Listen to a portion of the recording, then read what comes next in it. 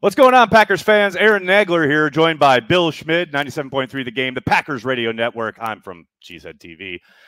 And I'm sorry that you got to listen to both of us in the same room this week. How crazy is this? This is amazing, dude. In the flesh. This is What's going on? This is the greatest place to do any kind of broadcast. This is the greatest view that anybody could have. This vantage point is second to absolutely none. So I'm fired up to be in here. It's pretty great, right? It's awesome. It doesn't suck. Awesome. It does not suck. And you know what else doesn't suck? Green Bay Packers training camp. Being here. And the Packers don't seem to either. Soaking up the vibe. Mm-hmm. Being able to see the practice and all the players and the kids and the bikes and the families and the stands. I tell you what, I love this time of year. You can't beat this. There's nothing like it. And walking over here was the greatest flashback that I've had to a camp, like an old school football camp, like when I'd be in college, because you'd walk in between your buddies' houses, a block and a half, 2 blocks, right? Mostly like in between practice and meeting to try to find who had the best air conditioning.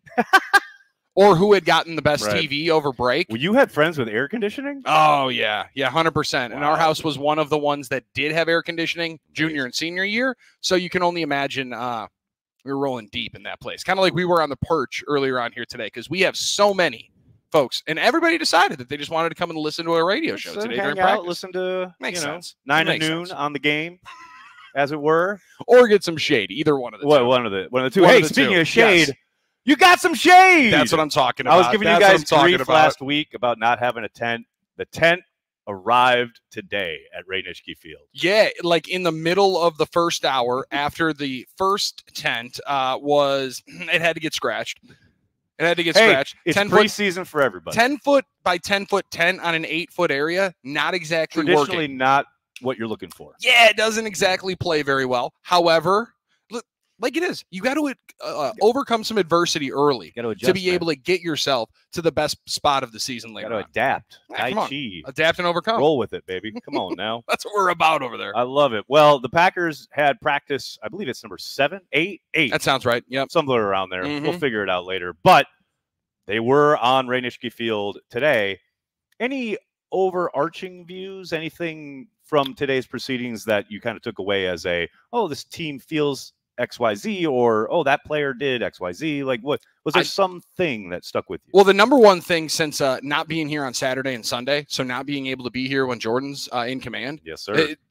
That rhythm and timing was different, right? So I think that was the number one takeaway from today, and that's exactly what you wanted it to be. Was all right, back to neutral, right? And now you can start building yourself up to where you want to be come Sao Paulo in September. Man. So there's plenty of time for all that. There's plenty of time to figure out who's going to end up taking over that right guard spot. I think it's still in active competition with Morgan and Ryan, and seems like they also are trying to find who is going to be their swing man up front to go to center, because it does appear that they want to keep Zach over on the right tackle spot. Or he's kind of entrenched there. Yeah. The right arm is also an issue from snapping with the pec injury. You don't want him snapping coming back from a torn Makes pec. A whole lot of sense. Totally understand it. So Elton Jenkins and Josh Myers did kind of switch off early in the proceedings today, though when they did the competitive period at the end of camp, Josh was there at center. Elton was in his usual left guard spot. But I'm glad you brought up the offensive line, because I do want to start there, because it all starts up front. Yeah, that's where championships are won. You got to win it in the trenches. It's interesting coming off Matt's comments the other day about Jordan Morgan, and then those were kind of echoed again by Steno yesterday regarding, we're going to run him at right guard. That is going to be his spot, because I know even this offseason they did work him at tackle a bit, and obviously you drafted him with a lot of tackle experience. I get what they're doing. I will say he had a tough outing today. It was not. Yeah. Look, there are going to be some growing pains, right? But right now, that Packers defensive front is feasting on everybody. Really, I mean, they're really making life difficult for a lot of these guys. But I thought, Morgan had a bit of a welcome to the NFL moment, but okay, rookie. Yeah, off and off. Coming up off and off day with 3 days in front of you into the heat. Yeah, there was definitely maybe a tick back, but it also just allows you to then see how he comes back tomorrow, right? Like, I mean, I think that's a huge part of it for them to learn a lot more about him. He's played so much football, Nags, that he's going to understand how to come back, right? Now you want to see it at a different position when he's in an adverse position, right? He has not been coming back off a day like that, playing right guard. So it's always been on the outside. It's a different reason generally why you get beat. There's different ways and tactics to it. So you think about that stuff all night while you're learning your install, thinking about it for tomorrow. So that's going to be that's a big part of trying to win one of these jobs is you are going to have a bad day. It's about how you end up coming back from it and how the other guy ends up maybe nudging you out and capitalizing on it. And that's the question. I don't necessarily know there you go. that capitalizing on the opportunity has exactly been something Sean Ryan's been able to take advantage of a couple of times. It doesn't feel like it, right? It doesn't feel like it. Matt was asked about Ryan this morning, and I think it was Andy Herman that asked him, but I expected maybe not a glowing review, but he's doing everything we asked of him and blah, blah, blah. But he made a point of saying some good, some not so, some stuff he's really got to work on. It's like, I don't think he's been given opportunities to kind of praise Sean Ryan, and he's never taken them. No, and the weird thing is, like, Kuhn and I were talking about it on the show today, where there was it felt like a different attitude when he was in the ball game last year, right? Like the physicality did kind of turn up a little bit. Jumped off the screen. So that was jumped off the field. No that doubt. makes you want to believe that is replicable this year, and that's just the attitude that it brings. But the attitude only goes so far unless, the execution is always going to be at a consistent spot, right? So the standard is the standard, Billy. And they're not going to change that. So it's clear that they expect or feel they need more from him. Yeah, that's very clear, right? It's wide open still. And on an offense that seemingly doesn't have a whole lot of openings for a starting job, there's still a lot of questions as to where the depth falls through. Right now, that's the only one that's a question because Rasheed Walker has, even though everybody up front has been getting kind of beat. Everybody's had their moments. They've had their moments. 63 continues to just show that he's gotten better seemingly over the offseason. I totally agree. It's interesting you mentioned the Ryan thing, too, the physicality and the way that really popped last season. Like, it was noticeable, right? But what's interesting is for every run play, and there were a few sprinkled in today, there's 5 or 6 pass sets, right? They're running 5 or 6 pass plays. It's a passing league. You're going to be throwing the ball. I think he does great work in the run game. I think he did last year. I think today they had a number of plays. There was one in particular where they ran counter action to Jacobs, and he busted off a big run up the middle. Good work along the interior, but then it gets to pass protection, and all of a sudden some of that, what they're asking these defensive linemen to do is get upfield quick, create havoc, just explode through those gaps. I think that's where it seems like he's struggling. Yeah, and that's where, everybody has their strengths and weaknesses in, the different techniques that they do really well, what accentuates their talents more. I would have thought that being able to, and he did a lot in college, obviously playing left tackle, going deep into a set, you would think that it wouldn't be as much of an issue just with the straight line speed into you. Yeah. However, somebody's on you a lot quicker. Right? Pause. Very much so. Right. Somebody's on top of you a lot quicker at the guard position than on the outside. So that's definitely an adjustment that, it sounds a lot easier to figure out when you're as physical as he is. Which he is. He's really, really physical, and it does. It stands out. John would talk about it like you could feel it a little bit on the sideline too. Like, all right, there's a different little maybe up in intensity, a little more physicality. So to be able to get that consistently and then stem the tide on the pass pro, because you're going to have some kind of weakness. You just can't let it be a glaring situation. And it can't be a consistent thing where the opponent can take advantage of it. That's, I would think, one of the issues as far as... Especially in that right side, Diggs, last year, they kept trying to give him the job. He just apparently just was never consistent enough in pass pro for them to do so. And just think about it naturally. With a right-handed quarterback, the first thing you're looking at is over the top of that right guard. Yeah. So if that is a spot in pass protection that is a cause for concern, it's going to be instantly the first thing that the quarterback notices, feels, the feel of it. The feel of it can really, really throw off timing. Yep. Oh, man, that's so true. But overall, it's going to be kind of fascinating, I think, over the course of these next 2 practices and then family night. I suspect then we'll get maybe not a reset, but we'll get a decent look at who they're expecting to run front line going into that first preseason game. Because, Matt was asked about it today, and he's always going to punt on the who's going to play what in the preseason question, especially this early. But I got to think, because you have not a jumble, but you have a number of guys working in a lot of different spots at some point, and I would suspect probably heading into preseason, you're going to want to solidify that a little bit to start getting work together.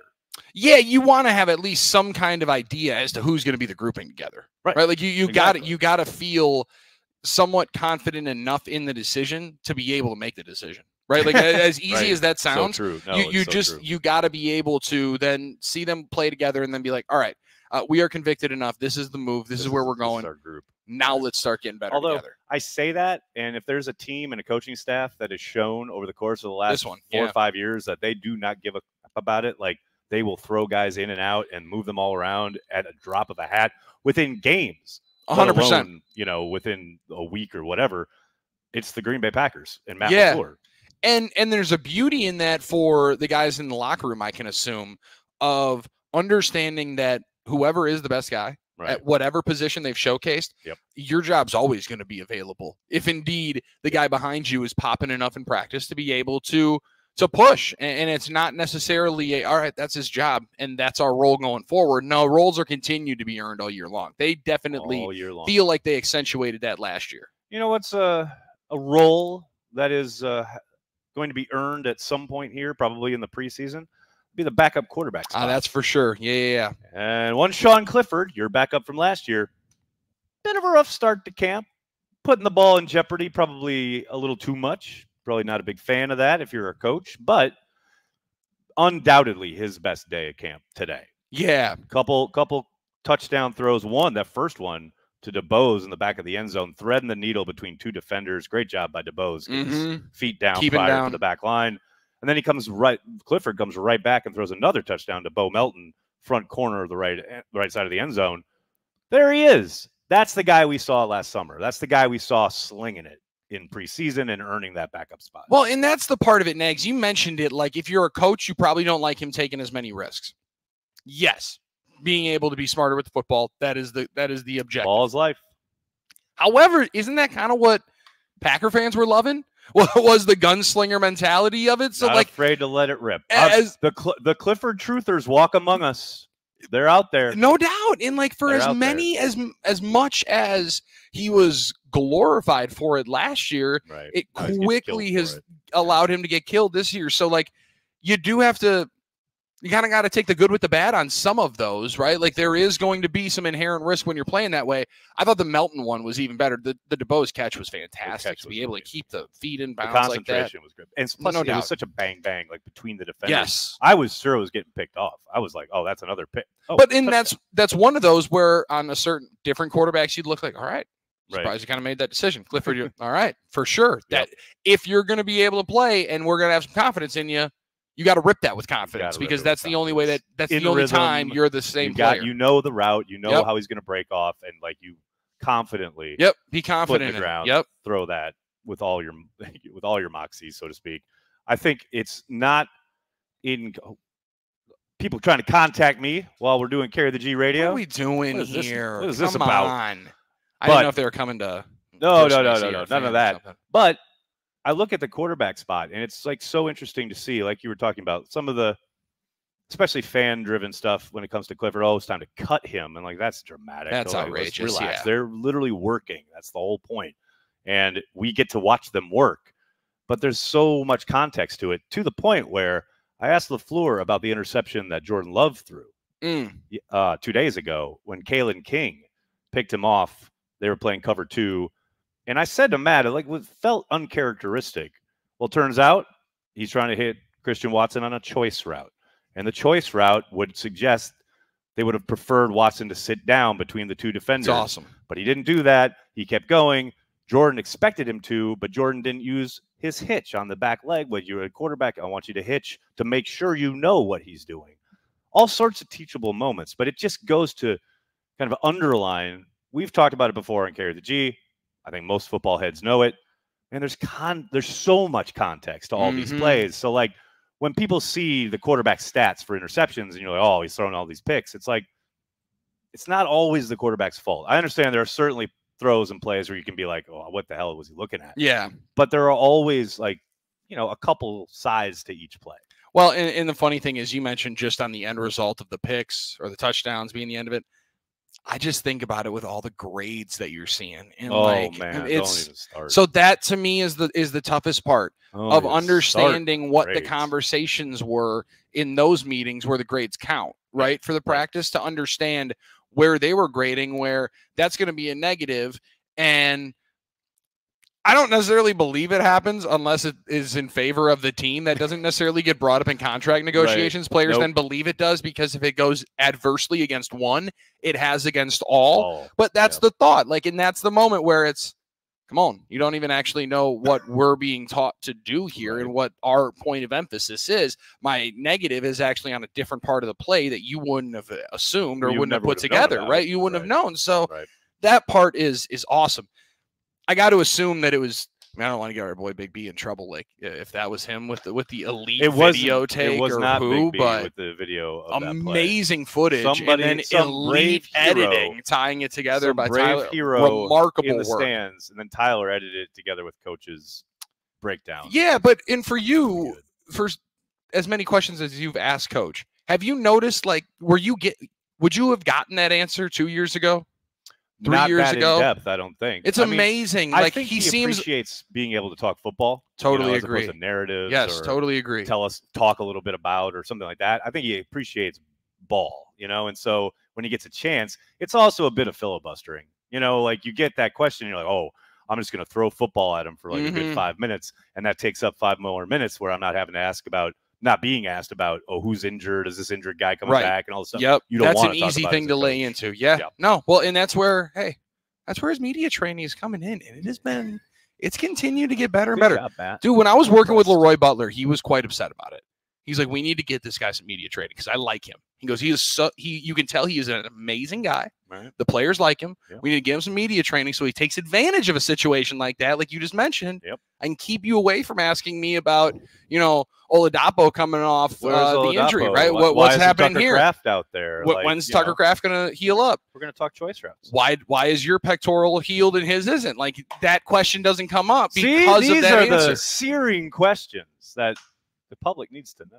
That's really good. I'm going to lead with that tomorrow. More importantly, that's the dumbass questions that we ask over on the radio show. So we let you guys ask the important ones inside. We let you guys do our jobs. All right? You guys do your jobs. Yeah, exactly. Let's switch over to the defensive side of the ball, because we've talked a lot of offense, those pretty boys who score points. But, man, this defense is fun to watch. Like, just being here and seeing it, it's interesting. You falling in?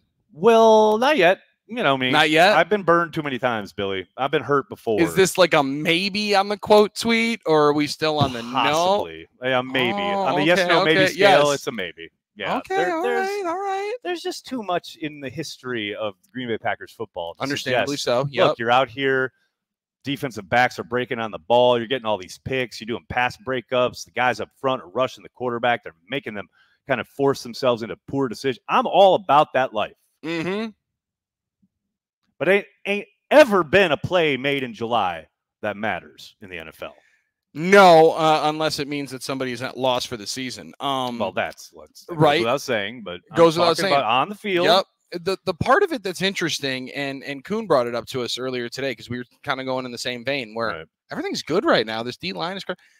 There does seem to be, and this will be maybe the way to get you to a yes as well from being spurned too much with Packers defenses. Right. There've been a couple of long runs. Like, each day there have been a few long runs. There was a good one today, Jacobs. Good one by Jacobs today. First Emmanuel Wilson looked like he had a good one too. I don't know if two good ones today, but my favorite Wilson run this camp so far, it was last practice. There was a twos against the twos. He hit a hole on the right side, really nice hole. He was so wide out in the open. There was a safety coming down on him. I couldn't see who it was, but he actually high stepped. That's awesome. Perfect. And then took off and got pushed out of bounds, but it was like he hit him with a high step. That's how wide open he was out in the field. It was awesome. Yeah, so I mean, that's the one part of it for me is that they're and still, and maybe it's gonna be a few years before it actually happens. I think you're already starting to see a little bit of the turn again towards the run game. Like, you do have to pass to set up a little bit of the run game. Emphasis on controlling the ball and keeping the ball away from these really, really good quarterbacks. Maybe that changes with the field position.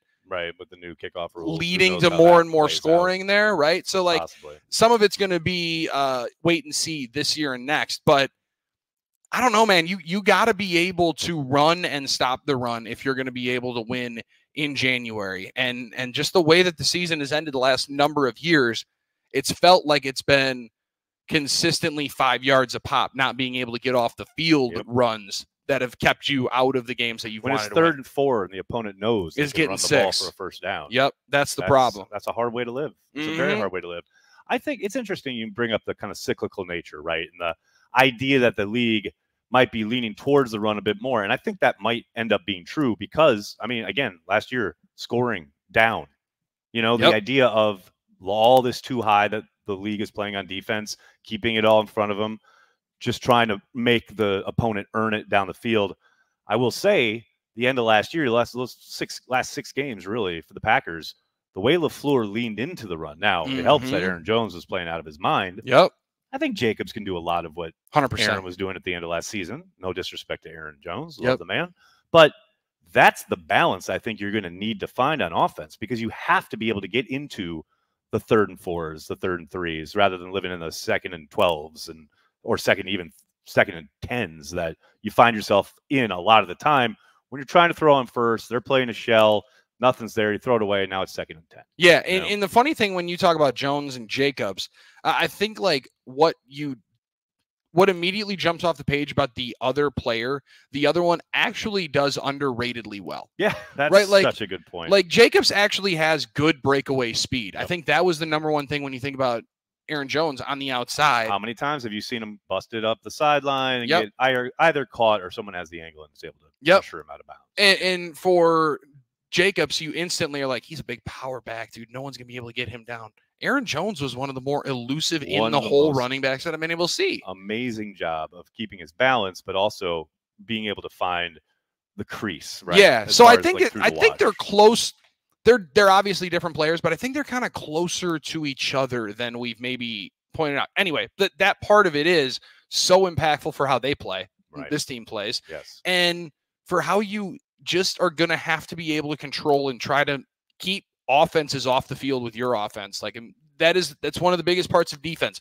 These guys are paid. When you talk about wide receivers right now in football, the wide receiver quarterback combination, that can be upwards of an $85 million battery. Amazing.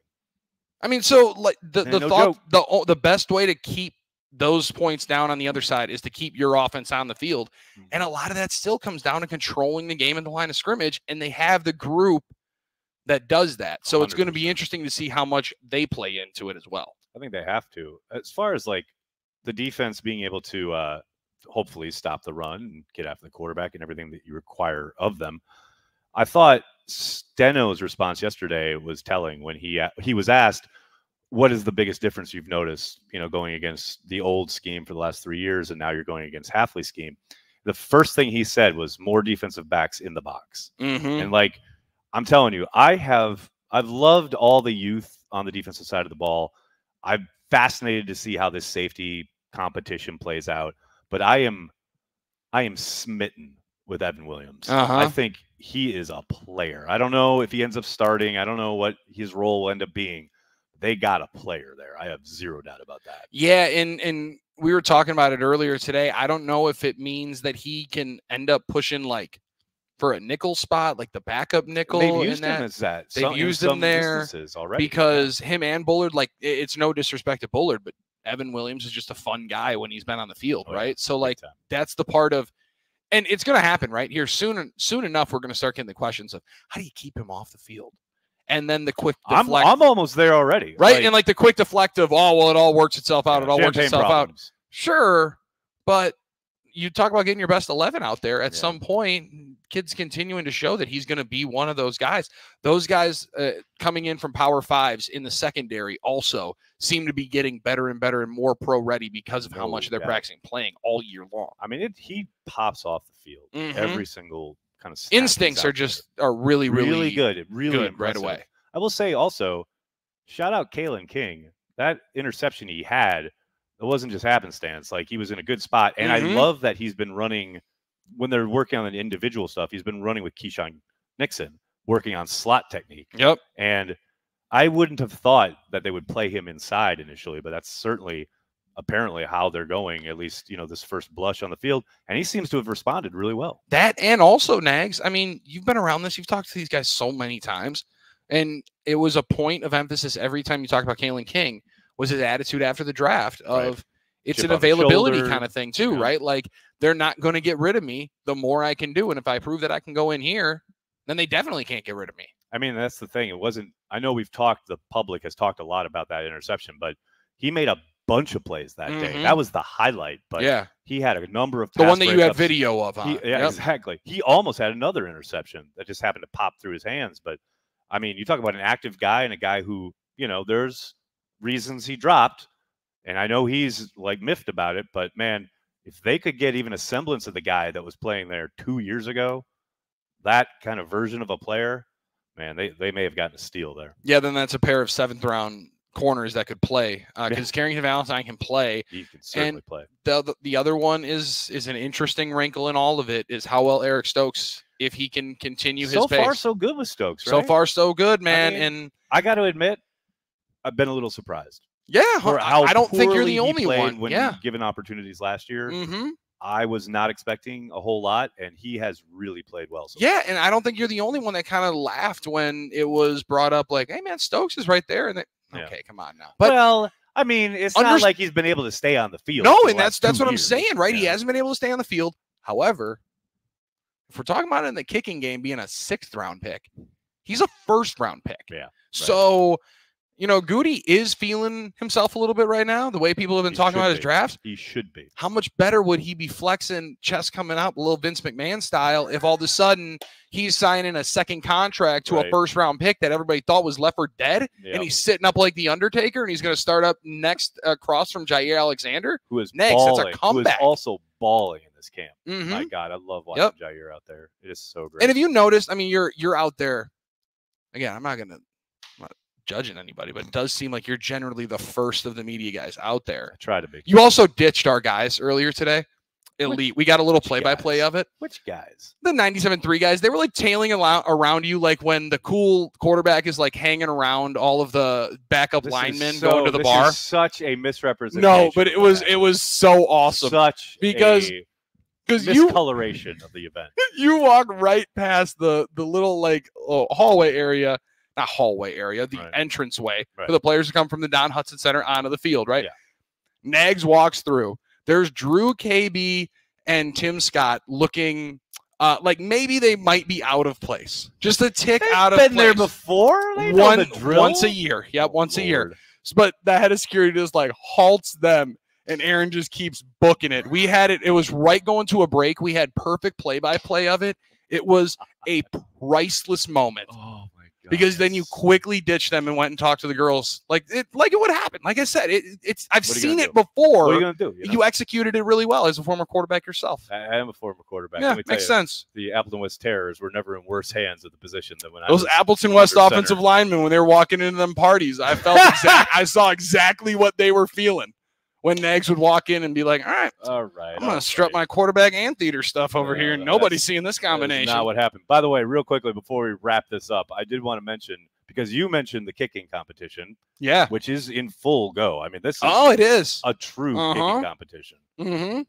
Carlson had his real first ugly miss today. Like real so it was errant. Real ugly. Like wide right. See, I couldn't tell how far it was. That's why I was like, Ryan Wood did something for the local paper about how he made this adjustment and things are so great. And I was like, this guarantees he's going to have a bad, and sure enough, bad miss today.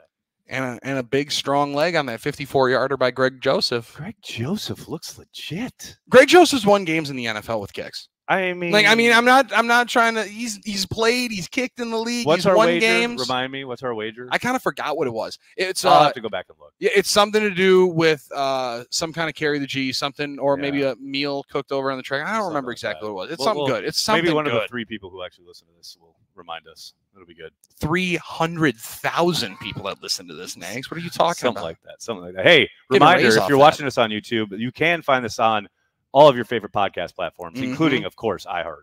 That's the one you really should. The iHeartRadio app. If you haven't downloaded it yet, I don't know why. It's your home for podcasts. What are you up to? Anybody else do podcast awards in the iHeartRadio app? No, not as good as the iHeartRadio app does. This one's going to win one, so it makes sense. I mean, other than the Cheesehead TV app, which is currently not even working. So don't try and do that at the moment. Like you want to do. Dude, you got me so well. Like, hold on a second. Wait a second. Why have I not been on this? Why was it not working? What? It's just we've been trying to update for a few days, and all of a sudden, you're not doing anything. Why don't you figure it out? I know, right? It's not like I'm busy. Hey, if there's Smart a time, people figure it there's out. a time for your football website and app to break, it's right at the start of training camp. That is it. I've heard this is a foolproof method for creating buzz around your products. It's getting your product out there. If you really want people vibing to what you're putting down, have your shit break right at the most important part of the year. Oh my God. It's like, wait, 11 years for a college football game, and all of a sudden the servers are down right when it launches. That makes sense. How's that going, by the way? It's outstanding. You got a dynasty going yet? So I have 3. Kind of like my fantasy football teams, I have multiple. One is with a bunch of guys that I don't know, friend of a friend, all SEC. So that one's fun. That's one that I'm doing personally. I've gone from Middle Tennessee State to Charlotte. Okay. And now I just took over the Wisconsin Badgers head coach. Do you keep getting fired, or are you moving up the ranks? I'm moving up the ranks. Okay, good. Now, listen, it's not that we're using these places as pit stops next. But you are. That's exactly what you're doing. We might be renting. Right? We're renting. We haven't bought a house yet. No. But now we might, because now you're in Madison. So now we might be coming home. There you go. Live outside of Dayton. Bring that natty Who back said that? to Madison. Yes. For the first time. Come on now. It's going to happen. So, and luckily, Nags, I am in our spot over there. I'm just in the basement. There's like a 70-inch TV, and I brought my PS5. Wait, really? Yeah. I'm coming over. Yeah, you have to. Oh, that's it. It's an amazing spot. Everybody else is upstairs. It's literally like when you're at Christmas or Thanksgiving, and you and your cousins were downstairs. Aunts and uncles are upstairs cooking. Dads are staying around having a couple of beers, eating some meatballs. You're down in the basement. Would you guys come up and eat with your relatives now? The dinner's ready. Ma! Right, sweet. Sounds good. Ma, it's the fourth quarter. Just hold on. Mom, I'm recruiting this is a league game. Tuscaloosa. Come on. Got a big visit this week. I love it. I absolutely love it. Well, that's gonna be something I'm gonna be following with interest throughout the season. Oh man, your awesome work as a head coach at the University of Madison. Yeah, and we don't know. We don't know how long we'll be there. Maybe we win a title. Maybe we'll eventually win a championship there, and then obviously get poached by like Alabama. Maybe. I don't know. Nags, listen, we're taking it one game at a time. We're just trying to win the day. We're just trying to get better today. That's what we're doing here at Carry the G Radio, the podcast. This is Billy Schmidt of the Packers Radio Network, Aaron Nagler, Cheesehead TV. We'll talk to you guys next week. Go Pack Go.